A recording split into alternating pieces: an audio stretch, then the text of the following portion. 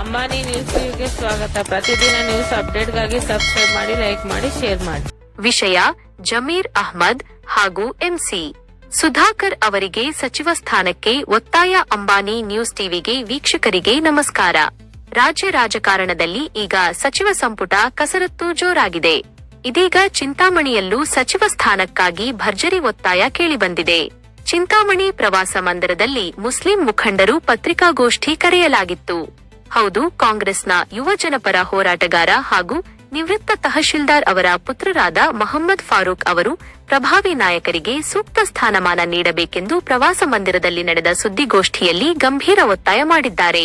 ಹಾಗಾದರೆ ಅವರು ಯಾರಿಗೆಲ್ಲ ಸಚಿವ ಸ್ಥಾನ ನೀಡಬೇಕು ಅಂದಿದ್ದಾರೆ? ಇಲ್ಲಿದೆ ನೋಡಿ ಕಂಪ್ಲೀಟ್ ಡೀಟೇಲ್ಸ್. ಚಿಂತಾಮಣಿ ನಗರದ ಪ್ರವಾಸ ಮಂದಿರದಲ್ಲಿ ಮಾಧ್ಯಮಗಳೊಂದಿಗೆ ಮಾತನಾಡಿದ ಯುವ ಕಾಂಗ್ರೆಸ್ ಹೋರಾಟಗಾರ ಮೊಹಮ್ಮದ್ ಫಾರೂಕ್, ಮುಸ್ಲಿಂ ಸಮುದಾಯದ ಹಿರಿಯ ನಾಯಕ ಜಮೀರ್ ಅಹ್ಮದ್ ಖಾನ್ ಅವರಿಗೆ ಸಚಿವ ಸ್ಥಾನ ನೀಡಲೇಬೇಕು ಎಂದು ಆಗ್ರಹಿಸಿದ್ದಾರೆ. ಒಂದು ವೇಳೆ ತಾಂತ್ರಿಕ ಕಾರಣಗಳಿಂದ ಅದು ಸಾಧ್ಯವಾಗದಿದ್ದರೆ ಅವರಿಗೆ ತಕ್ಷಣವೇ ಉಪಮುಖ್ಯಮಂತ್ರಿ ಸ್ಥಾನವನ್ನಾದರೂ ನೀಡಿ ಗೌರವಿಸಬೇಕು ಎಂದು ಹೈಕಮಾಂಡ್ಗೆ ನೇರ ಸಂದೇಶ ರವಾನಿಸಿದ್ದಾರೆ. ಇಷ್ಟೇ ಅಲ್ಲದೆ ಚಿಂತಾಮಣಿ ಕ್ಷೇತ್ರದ ಜನಪ್ರಿಯ ಶಾಸಕರಾದ ಎಂಸಿ ಸುಧಾಕರ್ ರೆಡ್ಡಿ ಅವರ ಪರವಾಗಿಯೂ ಮೊಹಮ್ಮದ್ ಫಾರೂಕ್ ಬ್ಯಾಟ್ ಬೀಸಿದ್ದಾರೆ. ಈ ಹಿಂದೆ ಎಂಸಿ ಸುಧಾಕರ್ ಅವರು 3 ವರ್ಷಗಳ ಕಾಲ ಸಚಿವರಾಗಿ ಅತ್ಯಂತ ಸಕ್ರಿಯವಾಗಿ ಮತ್ತು ಯಶಸ್ವಿಯಾಗಿ ಜವಾಬ್ದಾರಿ ನಿಭಾಯಿಸಿದ್ದರು.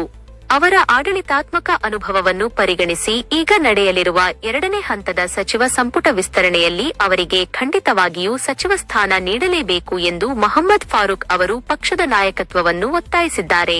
ಒಟ್ಟಿನಲ್ಲಿ ಚಿಂತಾಮಣಿಯ ಯುವ ಹೋರಾಟಗಾರ ಮೊಹಮ್ಮದ್ ಫಾರೂಕ್ ಅವರ ಈ ಬೇಡಿಕೆ ಈಗ ಕಾಂಗ್ರೆಸ್ ವಲಯದಲ್ಲಿ ಭಾರೀ ಚರ್ಚೆಗೆ ಕಾರಣವಾಗಿದೆ.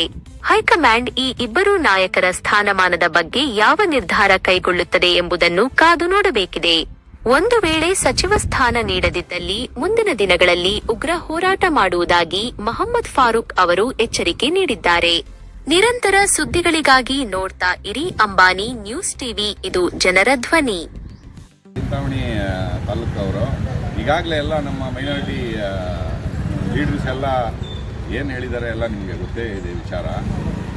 ಈಗ ಏನಂದರೆ ಮೇಯ್ನು ನಮ್ಮ ಮೈನಾರಿಟೀಸಲ್ಲಿ 9 ಜನ MLAಗಳು ಈಗಾಗಲೇ ಕರ್ನಾಟಕದಲ್ಲಿ ಗೆದ್ದು ಬಂದಿದ್ದಾರೆ.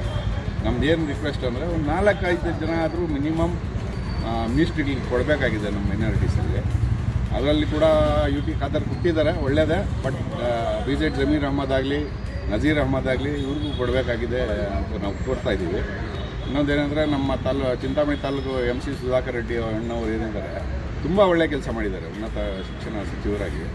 ಇಡೀ ಕರ್ನಾಟಕದಲ್ಲಿ ಎಲ್ಲೇ ಹೋಗಿ ನೀವು ವಿಚಾರಿಸಿದ್ರು ಅವ್ರ ಬಗ್ಗೆ ಒಳ್ಳೆಯ ಹೇಳೋದೇ ಬಿಟ್ಟು ಬೇರೆ ಏನು ಕೆಟ್ಟದಾಗಲಿ ಬೇರೆ ಏನಾದರೂ ಹೇಳೋದಾಗಲಿ ಏನಿಲ್ಲ. ಅದಕ್ಕೋಸ್ಕರ ನಾನು ರಿಕ್ವೆಸ್ಟ್, ನಮ್ಮದೆಲ್ಲ ಮೈನಾರಿಟೀಸ್ ರಿಕ್ವೆಸ್ಟ್ ಏನಂದರೆ ಅವ್ರಿಗೂ ಒಂದು ಸಚಿವ ಸ್ಥಾನ, ಉನ್ನತ ಸಚಿವರಾದಾಗಲಿ ಮುಂದುವರಿಸಲು ಒಂದು ಅವಕಾಶ ಕೊಡಲೇಬೇಕಾಗಿದೆ ನೀವು 2ನೇ ಸುತ್ತಿನಲ್ಲಿ ಅಂತ ನನ್ನ ರಿಕ್ವೆಸ್ಟು. ಮಾನ್ಯ DK ಶಿವಕುಮಾರ್ ಅವ್ರಿಗಾಗಲಿ, ರಾಹುಲ್ ಗಾಂಧಿ ಹೈಕಮಾಂಡ್ಗಾಗಲಿ ನಮ್ಮ ರಿಕ್ವೆಸ್ಟ್ ಅದೇ. MC ಸುಧಾಕರ್ ಅಣ್ಣ ಅವ್ರಿಗಾಗಲಿ, BZ ಜಮೀರ್ ಅಹ್ಮದ್ ಅವರು ಸಚಿವ ಸ್ಥಾನ ಕೊಡಲೇಬೇಕಾಗಿದೆ. ಇಲ್ಲಾಂದರೆ ಉಗ್ರ ಹೋರಾಟ ಮಾಡೋಕ್ಕೂ ನಾವು ಸಿದ್ಧರಾಗಿದ್ದೀವಿ.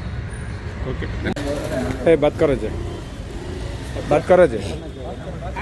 ಕಾಂಚೆ जमीर अहमद के सचिव स्थान ಬೇಕು, सुधाकर रेड्डी के सचिव स्थान ಬೇಕು. क्या बात है ना उधर बात रहा हमारे सुधाकर अन्ना को मिनिस्टरशिप देना सर, बहुत वहाँ पड़ी अभिवृद्धि के वास्ते बहुत वहाँ पड़ी हमारे सुधाकर सर। और फिर हमारे जमीर अहमद भी बल्ला का वहाँ पड़ी, उन्होंने भी बल्ला का बेंगलुरु पूरा वहाँ पड़ी। उनके वास्ते पूरे मुसलमान देखो को प्रदेश के सुधाकर साहब को भी, जमीर अहमद साहब को भी, उनके वास्ते तुम्हें देना DK शिवकुमार सर, नहीं तो बहुत दिया होता। उन्होंने काम करी से चिंतामणि में बहुत अच्छा काम करी सुधाकर साहब। जमीर अहमद साहब बेंगलुरु में अच्छा काम करिए, अब उनको भी देना में ये 250 देना में, अब उनको नहीं छोड़ना 2 जने हमको।